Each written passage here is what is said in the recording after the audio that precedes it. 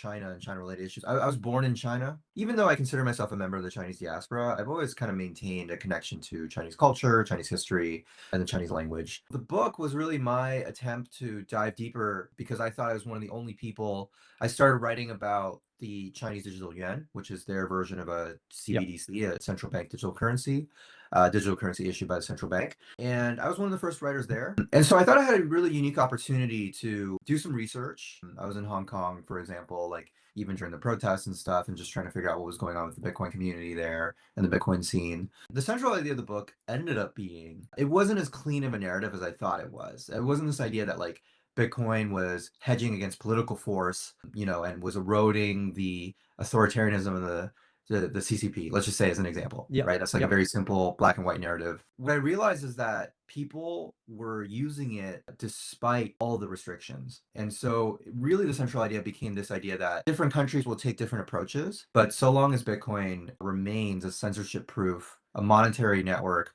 with a lot of Yep. balance between these different stakeholders and powers such as miners and community members, it'll be very hard, if not impossible, for any country to ban it or to restrict it. But you can see, for example, in Hong Kong, the beginning of like them giving up this wave of restrictions. And so Yep. that kind of became the central thesis of the book.